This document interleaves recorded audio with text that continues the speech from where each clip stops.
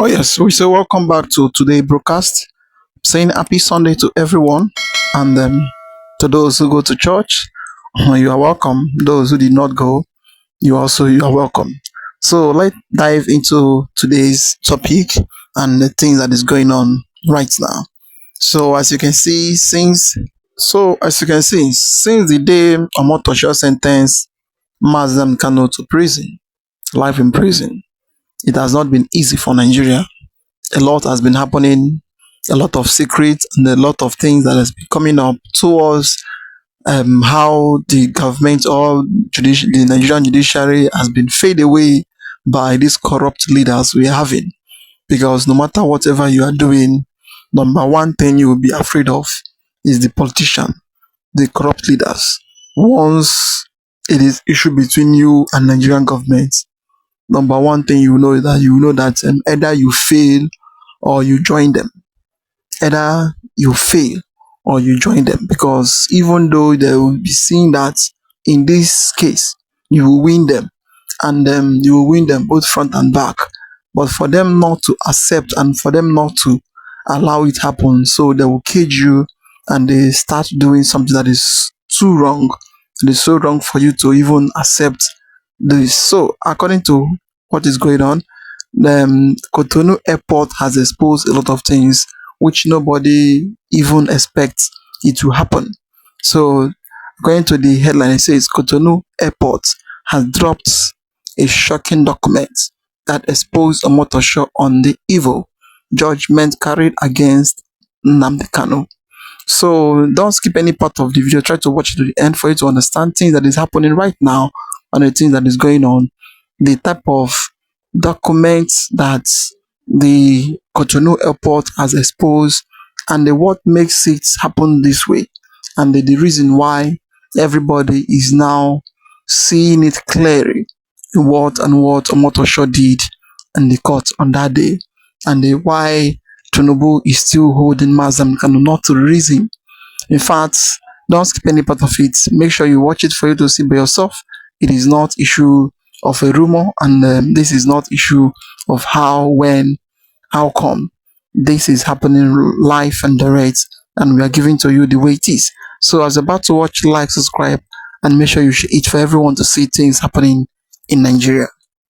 Ever since Mazi Nnamdi Kanu was sentenced to life imprisonment at Sokoto Correctional Center, something remarkable has been happening.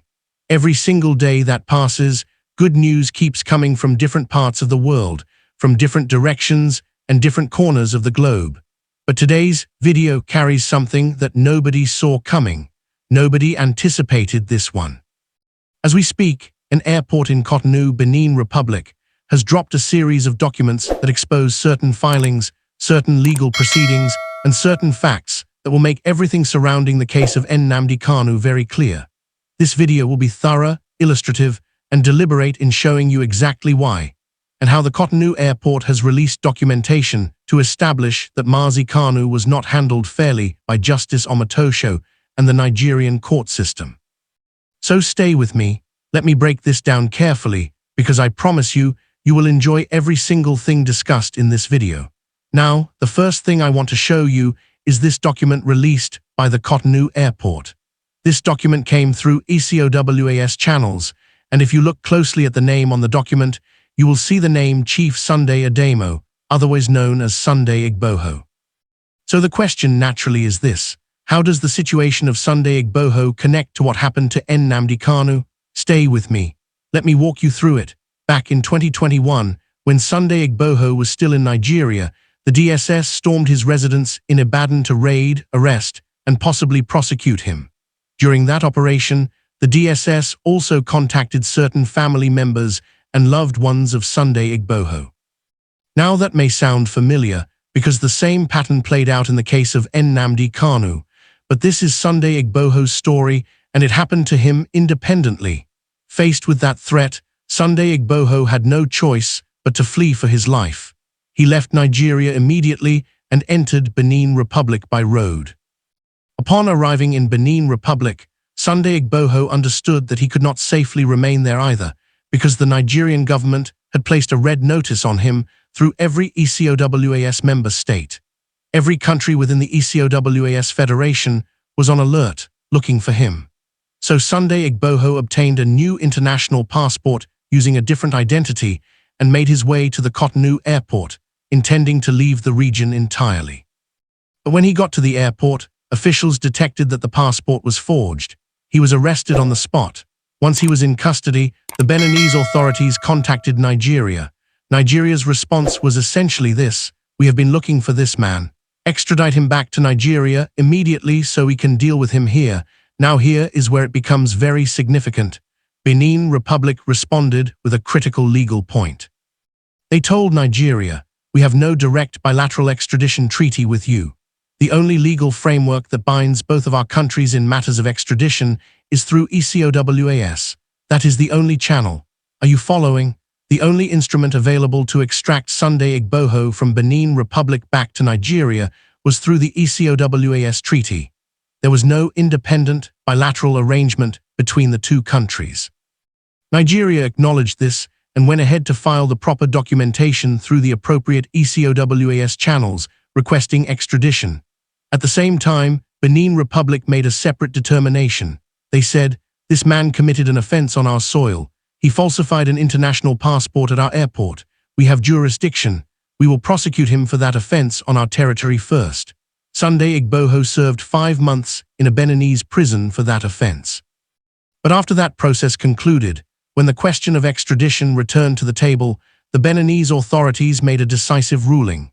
They reviewed the entire trail of documentation from Nigeria, reviewed the circumstances that led Sunday Igboho to flee, and concluded that the grounds for his prosecution in Nigeria were entirely political in nature. His case, they determined, was politically motivated. Did not meet the threshold for extradition under the applicable ECOWAS legal framework.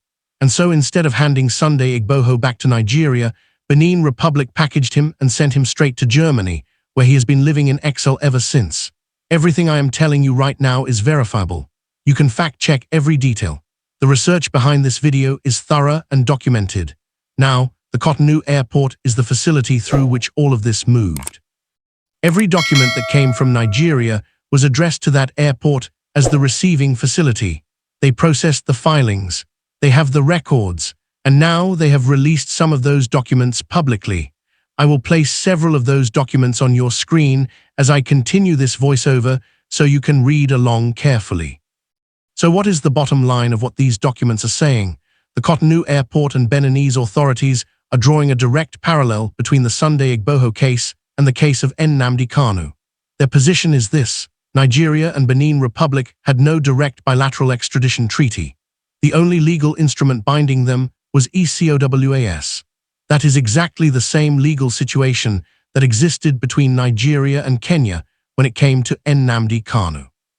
Nigeria and Kenya also had no direct bilateral extradition treaty, but in the case of Sunday Igboho, Nigeria filed proper documentation and followed the correct legal process. In the case of Nnamdi Kanu, Nigeria did not follow that process. Instead, they used a back-channel abduction to bring him from Kenya into Nigeria. No documentation, no extradition request, no treaty compliance, simply an illegal rendition. The Cotonou Airport documents are now saying explicitly that the way Kanu's case was handled was not fair, not just, and not consistent with international legal norms. Their own records show that Benin Republic had the option to send Sunday Igboho back to Nigeria, assess the situation properly, and refused. Instead, he was sent to Germany. That is how the matter should be handled. That is the standard. Now the Benin Republic Trial Court has gone a step further and is faulting the entire approach of Justice Omotosho's court. Their position is clear. How can a court of law allow an illegal abduction to serve as the foundation for criminal proceedings? How can illegal rendition be the basis for a life sentence? That is something we have never seen stand anywhere in the legal world. Illegality cannot found a valid legal process. If Benin Republic, a relatively small country, stood firm and told Nigeria, "We will not send this man back to you because his case is politically motivated, and the manner in which you are pursuing him violates the law," and if Kenya convened a full judicial process, found both the Nigerian government and the Kenyan government guilty of illegal rendition, and ordered reparations of nearly 20 million Kenyan shillings in damages to Sunday Igboho. How then can Nigeria, the self-proclaimed giant of Africa, allow these smaller nations to instruct it in the basic tenets of international law, while its own courts ignore them? The Benin Republic authorities released a series of documents confirming that Nigeria came for Sunday Igboho, that Benin Republic assessed the situation carefully, determined that the pursuit of this man was politically motivated from the start, that the DSS raid in Ibadan, the pressure on his family members, and the red notice across ECOWAS all formed a pattern that did not justify extradition, and that they would not hand him over under those conditions. Benin Republic also made clear that even as they held him for 5 months for the passport offense, they arrived at a resolution. They would not return him to Nigeria. They sent him to Germany, and they did this to protect him from any illegality that might follow if he was sent back. That is how a sovereign country with integrity handles matters of this nature. Look at Kenya. Kenya is still managing the diplomatic fallout from what it did, paying damages, offering apologies, begging for understanding. That is the cost of allowing yourself to be used as a tool for illegal rendition. This is a massive development. This is good news of the highest order. Because what we now know without any doubt is that Nigeria's lawyers are not the only ones watching this case. Lawyers, constitutional scholars, and legal institutions across the world are tracking this matter, and the law means the same thing everywhere you go. If something is illegal in Nigeria, it is illegal in Benin Republic, illegal in Kenya, illegal in Germany, illegal in the United Kingdom, and illegal before every international legal body. Illegality does not change its nature because of geography. The whole world is now saying the same thing. What was done to Mazi Nnamdi Kanu is illegal. That consensus is growing, and that consensus is going to be a game changer, because a lot of countries are now rallying behind Mazi Nnamdi Kanu. More details on that are emerging daily, and if you have not watched our earlier video today, you are missing something very significant. Kanu's son is scheduled to meet with President Tinubu very soon. We have already made a full video on that development. Think about what that meeting represents. Even the mother of that young man may be part of that engagement.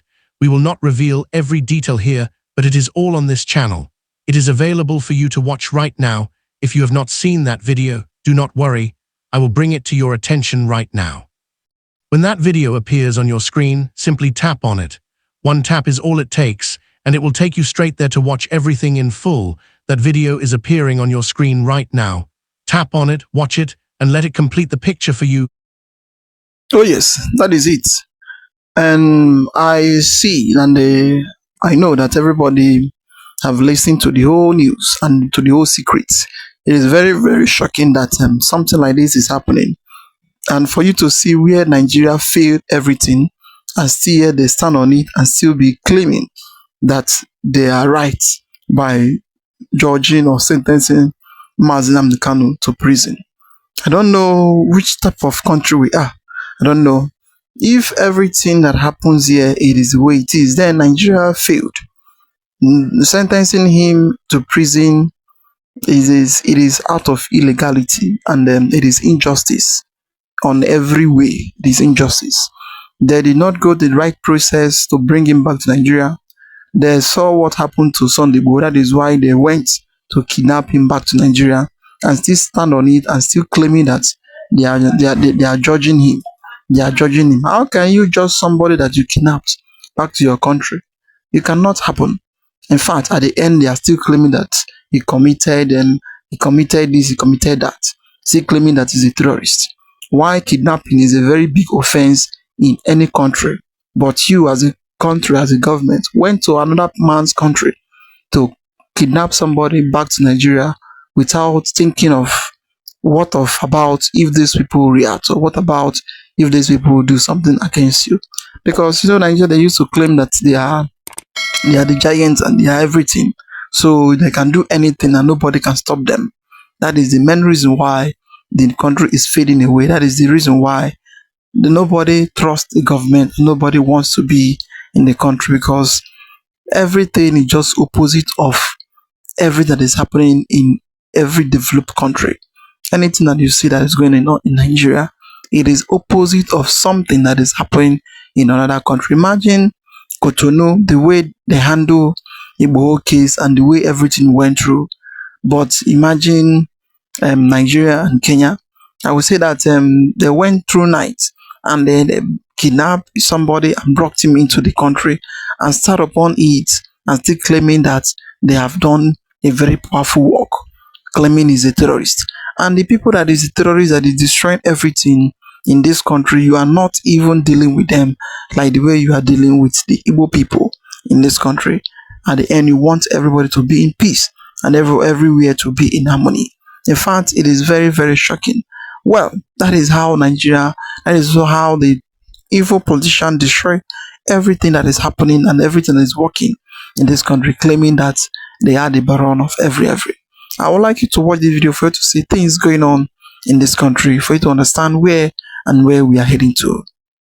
Hello, great people. Wala deal. Serious wala. Barring any last-minute change of mind, the US President Donald Trump may be raining precision strikes on specific targets, locations, groups and persons in Nigeria within the next 2 weeks. These are no words of mine. The revelation was made by the former mayor of Blanco, Texas in the United States, Mike Arnold. Mike Arnold made this disclosure on his social media handle where he revealed that the US President may just be planning something if what has been occurring in the past few days is anything to go by. He referenced the post of the US president where he said that CNN shared the fake news and the origin of that fake news is from Nigeria. He also made reference to the attack on Palm Sunday. He referenced President Bola Ahmed Tinubu's $9 million lobby contract. He referenced a lot of things, and at the end of that particular post, he made a shocking statement. He said, "Watch the next 2 weeks." These are no words of mine. These are the words of Mike Arnold, former mayor of Blanco, Texas in the United States. And I'm here to share it with you. I will read all the posts for you. You will see all the permutations. Then we will be making sense out of it, and we will be kind of like analyzing all the things that Mike Arnold said. How did he arrive at that conclusion? I can tell you that this is very explosive, and at the end of the day, when I read and dissect it for you, you will know that US President Donald Trump may just indeed be planning something remarkable as regards raining precision strikes on specific persons and targets in Nigeria. You will recall that too many things have been happening that is beyond coincidence. The US Embassy in Abuja have just been evacuated. Their staffs have been evacuated, and after the evacuation, the US government decide that the embassy should be totally shut down. Why would the US take such decision at this point in time? This is revealed by US Mayor, former US Mayor Mike Arnold. Who is Mike Arnold? For some of you that don't know, I will tell you about Mike Arnold, then I will be revealing that particular post for you. Mike Arnold titled it "From Tehran to Tinubu." Tehran is the capital of Iran, so he's trying to say that after attention have been shifted from Iran, then the next point is Tinubu. From Tehran to Tinubu, the Trump just signal a pivot. What is Mike Arnold trying to say? I will be revealing it to you. Mike Arnold stated in that particular post, he said, "On the biggest night," and please, my dear people, I need you to listen attentively to what I'm saying. Listen very attentively, follow it carefully, and you can verify all this on the Facebook and Twitter page of X, formerly Twitter page of Mike Arnold after this particular video. And I need you to follow his argument very carefully because you would understand what he's trying to say if you listen attentively. Now, let me give you the first paragraph. It says, "On the biggest night of his second term, a ceasefire with Iran announced 90 minutes before his own deadline to destroy a civilization." That is that the US President Donald Trump gave Iran a deadline that if you don't open the Strait of Hormuz, he's going to destroy a civilization. That means that he's going to badly destroy Iran. Now, let me continue the reading.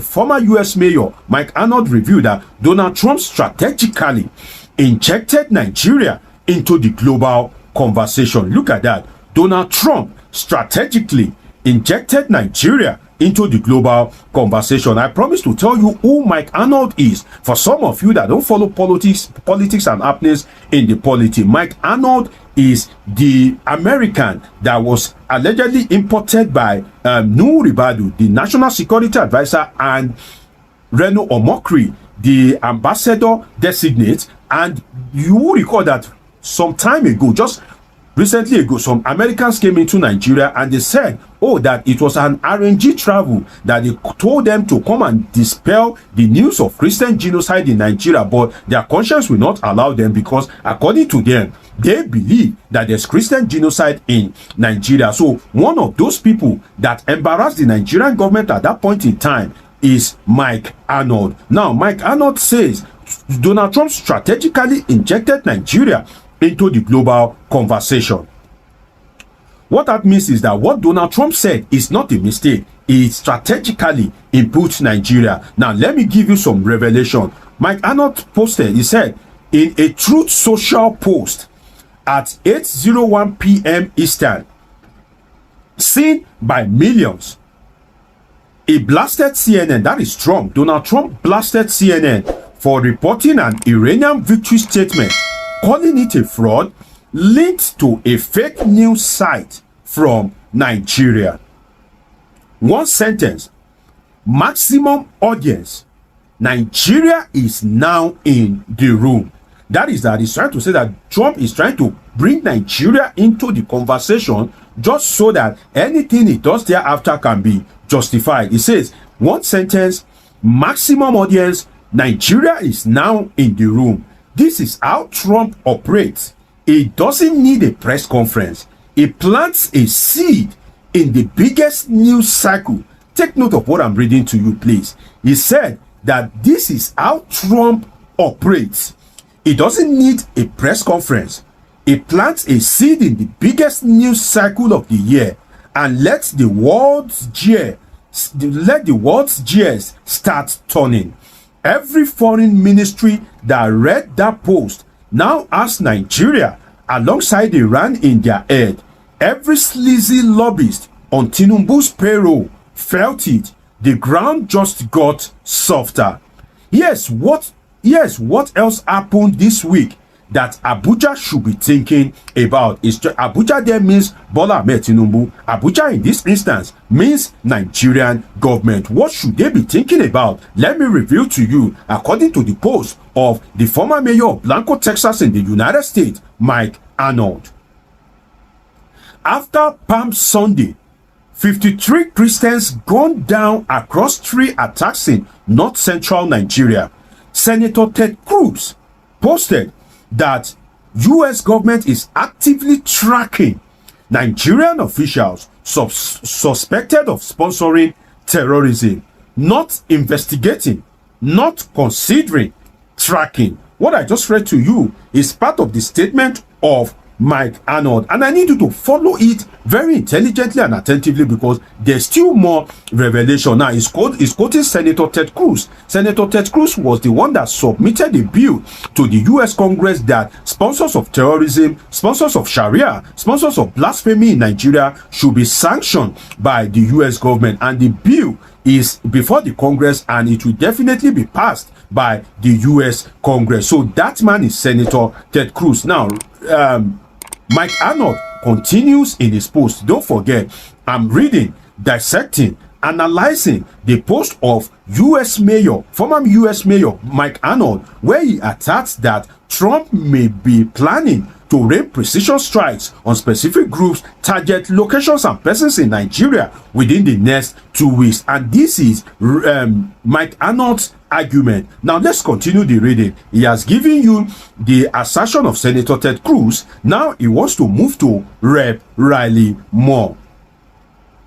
Mike Arnold wrote, and Rep. Riley Moore, who spent 5 months managing Tinubu in a diplomatic pen pal, glad to work with them, hoping for progress, warning that mass murder might strain relations, suddenly quoted his boss. Now, this is a quote now from Riley Moore, quoting President Donald Trump. He said, President Trump has been very clear that if the Nigerian government will not address this genocide, we will address it for them. Yes, you heard me right. These are no words of mine. You can verify it after this video. If Nigerian government will not address this genocide, we will address it for them. In this instance, it's talking about the United States government. The post continues. He said, that's not more finding a spine. That's Trump handing him one. That is that he's saying that Rep. Riley Moore is not speaking out of his own volition. He's speaking the mind of President Donald Trump.